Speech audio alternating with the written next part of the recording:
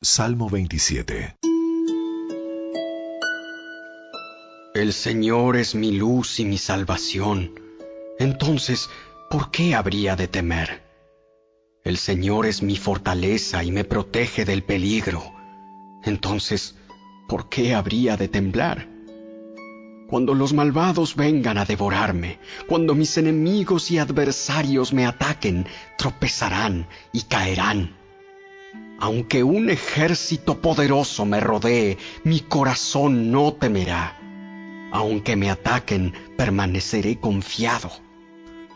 Lo único que le pido al Señor, lo que más anhelo, es vivir en la casa del Señor todos los días de mi vida, deleitándome en la perfección del Señor y meditando dentro de su templo.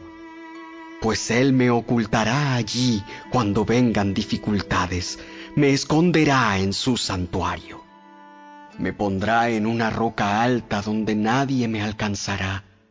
Entonces mantendré mi cabeza en alto por encima de los enemigos que me rodean. En su santuario ofreceré sacrificios con gritos de alegría y con música cantaré y alabaré al Señor. Capítulo 5. Si te llaman a testificar sobre algo que hayas visto o que sepas, es pecado negarse a testificar, y serás castigado por tu pecado. O supongamos que, sin saberlo, tocas algo que queda ceremonialmente impuro, como el cadáver de un animal impuro. Cuando te des cuenta de lo que has hecho, debes admitir tu contaminación y tu culpabilidad. Esto rige por igual, ya sea un animal salvaje, un animal doméstico o un animal que corre por el suelo. O supongamos que, sin saberlo, tocas algo que te hace impuro. Cuando te des cuenta de lo que has hecho, debes admitir tu culpabilidad. O supongamos que haces un voto imprudente de cualquier clase, ya sea su propósito bueno o malo. Cuando te des cuenta de la necedad del voto, debes admitir tu culpabilidad. Cuando te des cuenta de tu culpabilidad en cualquiera de estos casos, deberás confesar tu pecado. Entonces deberás llevarle al Señor como castigo por tu pecado una hembra del rebaño, ya sea una oveja o una cabra. Esta es una ofrenda por el pecado, con la cual el sacerdote te purificará de tu pecado y te hará justo ante el Señor. Sin embargo, si no te alcanza para comprar una oveja, puedes llevarle al Señor 2 tórtolas o 2 pichones de paloma como castigo por tu pecado. Una de las aves será la ofrenda por el pecado, y la otra será la ofrenda quemada. Las llevarás al sacerdote, quien presentará la primera ave como ofrenda por el pecado. Le arrancará el pescuezo, pero sin separar la cabeza del cuerpo. Después rociará un poco de la sangre de la ofrenda por el pecado en cada lado del altar, y escurrirá el resto de la sangre al pie del altar. Es una ofrenda por el pecado. Luego el sacerdote preparará la segunda ave como ofrenda quemada, siguiendo los procedimientos establecidos. Mediante este proceso, el sacerdote te purificará de tu pecado, te hará justo ante el Señor, y serás perdonado. Si no te alcanza para comprar las 2 tórtolas o los 2 pichones, podrás llevar 2 litros de harina selecta como ofrenda por tu pecado. Puesto que es una ofrenda por el pecado, no la humedecerás con aceite de oliva ni le pondrás incienso. Lleva la harina al sacerdote, quien tomará un puñado como porción representativa. Él la quemará sobre el altar, encima de las ofrendas especiales presentadas al Señor. Es una ofrenda por el pecado. Mediante este proceso, el sacerdote purificará a los que sean culpables de cualquiera de estos pecados, los hará justos ante el Señor, y serán perdonados. El resto de la harina selecta le pertenecerá al sacerdote, tal como la ofrenda de grano.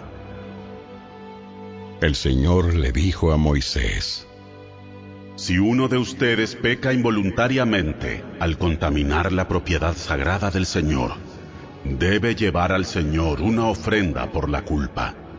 La ofrenda puede ser un carnero sin defecto de su propio rebaño, o puede comprar uno del mismo valor con plata calculada según el peso del siclo del santuario. La persona tiene que hacer restitución por la propiedad sagrada que dañó, pagando por la pérdida, más un 20% adicional. Cuando le entregue el pago al sacerdote, él lo purificará con el carnero sacrificado como ofrenda por la culpa. Lo hará justo ante el Señor y será perdonado. Supongamos que alguien peca al desobedecer uno de los mandatos del Señor. Aunque no esté consciente de lo que hizo, es culpable y será castigado por su pecado. Como ofrenda por la culpa, debe llevar al sacerdote un carnero sin defecto de su propio rebaño, o puede comprar uno del mismo valor. Mediante este proceso, el sacerdote le purificará ese pecado cometido involuntariamente, lo hará justo ante el Señor y será perdonado.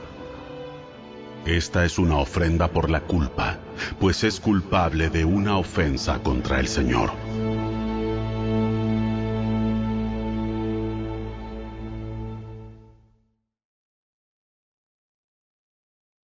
Capítulo 6. Entonces el Señor le dijo a Moisés: Supongamos que uno de ustedes peca contra su socio y es infiel al Señor. Supongamos que comete una estafa en un trato que involucra un depósito en garantía, o roba, o comete fraude, o encuentra un objeto perdido y luego niega haberlo encontrado, o miente después de haber jurado decir la verdad, o comete cualquier otro pecado como estos. Si has pecado en cualquiera de estas formas, eres culpable. Debes devolver lo que robaste, o el dinero que tomaste mediante la extorsión, o el depósito recibido en garantía, o el objeto perdido que encontraste, o cualquier cosa que hayas obtenido por jurar en falso. Deberás hacer una restitución total a la persona perjudicada más un 20% adicional. En el mismo día, presentarás una ofrenda por la culpa. Como ofrenda por la culpa al Señor, debes llevar al sacerdote un carnero sin defecto de tu propio rebaño, o puedes comprar uno del mismo valor.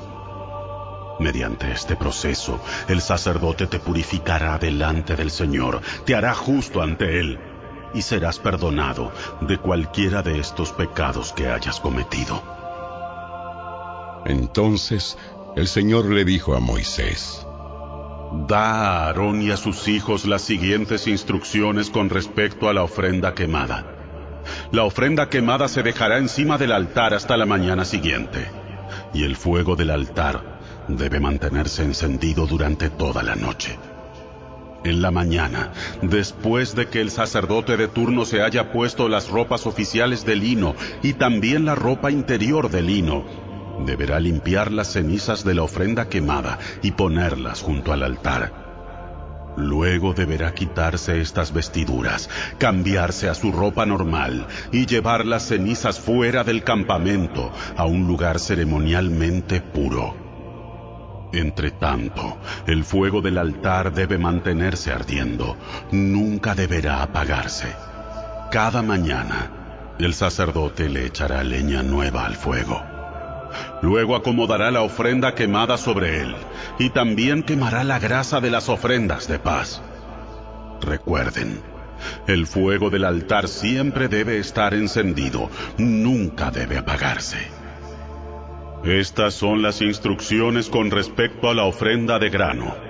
Los hijos de Aarón deben presentar esta ofrenda al Señor delante del altar. El sacerdote de turno tomará de la ofrenda de grano un puñado de harina selecta humedecida con aceite de oliva, junto con todo el incienso. Quemará esta porción representativa sobre el altar, como un aroma agradable al Señor.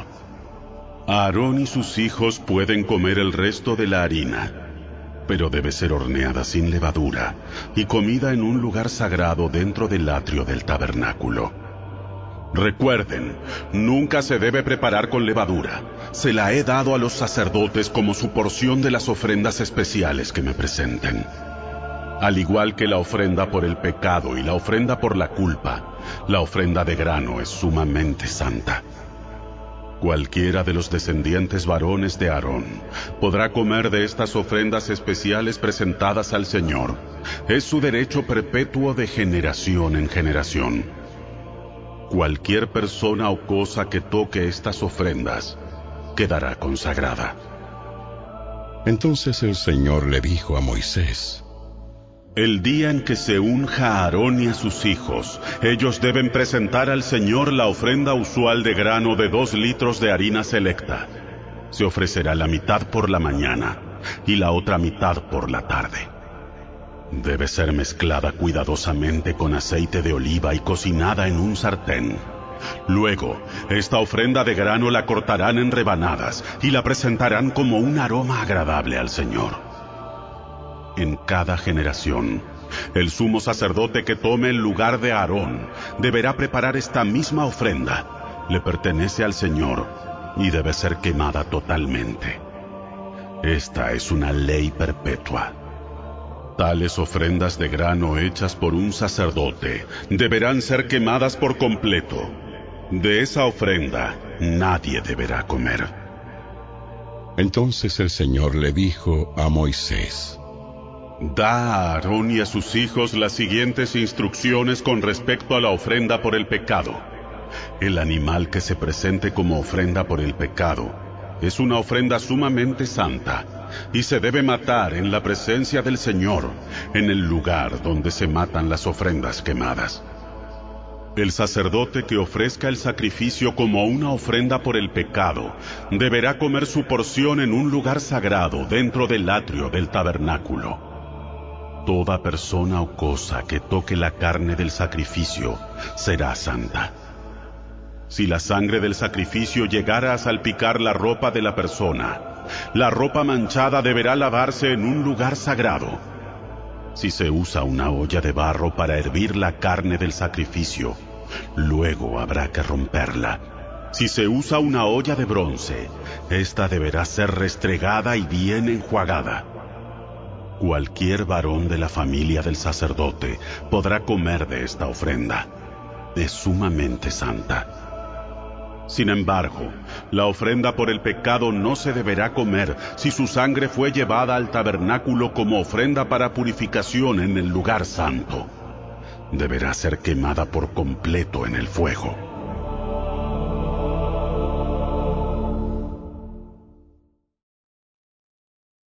Capítulo 3. Era el año 15 del reinado de Tiberio, el emperador de Roma. Poncio Pilato era gobernador de Judea. Herodes Antipas gobernaba Galilea. Su hermano Felipe gobernaba Iturea y Traconite. Y Lisanías gobernaba Abilinia. Anás y Caifás eran los sumos sacerdotes. En ese tiempo un mensaje de Dios llegó a Juan, hijo de Zacarías, que vivía en el desierto. Entonces Juan fue de un lugar a otro, por ambos lados del río Jordán, predicando que la gente debía ser bautizada para demostrar que se había arrepentido de sus pecados y vuelto a Dios para ser perdonada. Isaías había hablado de Juan cuando dijo: Es una voz que clama en el desierto: preparen el camino para la venida del Señor, ábranle camino. Los valles serán rellenados, y las montañas y las colinas allanadas. Las curvas serán enderezadas, y los lugares ásperos suavizados. Y entonces todas las personas verán la salvación enviada por Dios. Cuando las multitudes acudieron a Juan para que los bautizara, les dijo: ¡Camada de víboras! ¿Quién les advirtió que huyeran de la ira de Dios que se acerca? Demuestren con su forma de vivir que se han arrepentido de sus pecados y han vuelto a Dios. No se digan simplemente el uno al otro: estamos a salvo porque somos descendientes de Abraham. Eso no significa nada, porque les digo que Dios puede crear hijos de Abraham de estas mismas piedras. Ahora mismo el hacha del juicio de Dios está lista para cortar las raíces de los árboles. Así es. Todo árbol que no produzca buenos frutos será cortado y arrojado al fuego. ¿Qué debemos hacer? Si tienes 2 camisas, da una a los pobres. Si tienes comida, comparte con los que tienen hambre. Hasta los corruptos recaudadores de impuestos vinieron a bautizarse y preguntaron: Maestro, ¿qué debemos hacer? No recauden más impuestos de lo que el gobierno requiere. ¿Qué debemos hacer nosotros? Preguntaron algunos soldados. No extorsionen, ni hagan falsas acusaciones, y estén satisfechos con su salario. Todos esperaban que el Mesías viniera pronto y tenían muchas ganas de saber si Juan era el Mesías. Juan contestó a sus preguntas diciendo: Yo los bautizo con agua, pero pronto viene alguien que es superior a mí.